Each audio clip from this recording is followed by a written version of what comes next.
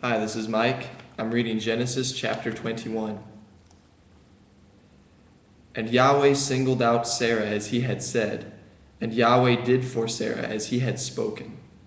And Sarah conceived and bore a son to Abraham in his old age, at the set time that God had spoken to him.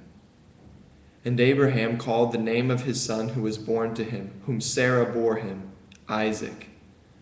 And Abraham circumcised Isaac his son when he was 8 days old, as God had charged him. And Abraham was 100 years old when Isaac his son was born to him.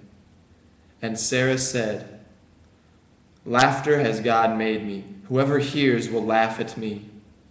And she said, "Who would have uttered to Abraham, Sarah is suckling sons?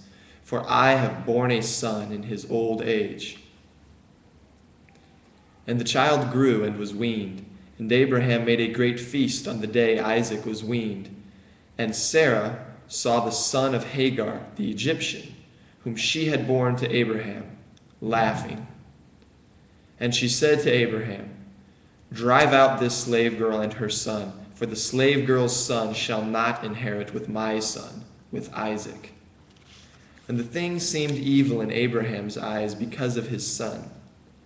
And God said to Abraham, "Let it not seem evil in your eyes on account of the lad and on account of your slave girl. Whatever Sarah says to you, listen to her voice, for through Isaac shall your seed be acclaimed. But the slave girl's son too I will make a nation, for he is your seed." And Abraham rose early in the morning and took bread and a skin of water and gave them to Hagar, placing them on her shoulder. And he gave her the child and sent her away. And she went wandering through the wilderness of Beersheba. And when the water of the skin was gone, she flung the child under one of the bushes and went off and sat down at a distance, a bow shot away, for she thought, "Let me not see when the child dies." And she sat at a distance and raised her voice and wept. And God heard the voice of the lad. And God's messenger called out from the heavens and said to her, "What troubles you, Hagar? Fear not, for God has heard the lad's voice where he is. Rise, lift up the lad, and hold him by the hand, for a great nation will I make him." And God opened her eyes, and she saw a well of water, and she went and filled the skin with water, and gave to the lad to drink. And God was with the lad, and he grew up and dwelled in the wilderness, and he became a seasoned bowman. And he dwelled in the wilderness of Paran, and his mother took him a wife from the land of Egypt. And it happened at that time that Abimelech and Phicol, captain of his troops with him, said to Abraham, saying, "God is with you in whatever you do. Therefore, swear to me by God that you will not deal falsely with me with my kith and kin. Like the kindness I have done you, so you shall do for me, and for the land in which you have sojourned." And Abraham said, "I indeed will swear it."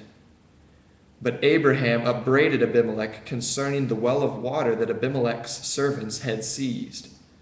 And Abimelech said, "I do not know who has done this thing, and you too have not told me, and I myself never heard of it till this day." And Abraham took sheep and cattle and gave them to Abimelech, and the two of them sealed a pact. And Abraham set apart 7 ewes of the flock. And Abimelech said to Abraham, "What are these 7 ewes that you set apart?" And he said, "Now the 7 ewes you shall take from my hand, so that they may serve me as witness that I have dug this well." Therefore did he call the name of that place Beersheba, for there did the two of them swear. And they sealed a pact in Beersheba. And Abimelech arose, and Phicol, captain of his troops, with him, and they returned to the land of the Philistines. And Abraham planted a tamarisk at Beersheba, and he invoked there the name of Yahweh, everlasting God. And Abraham sojourned in the land of the Philistines many days.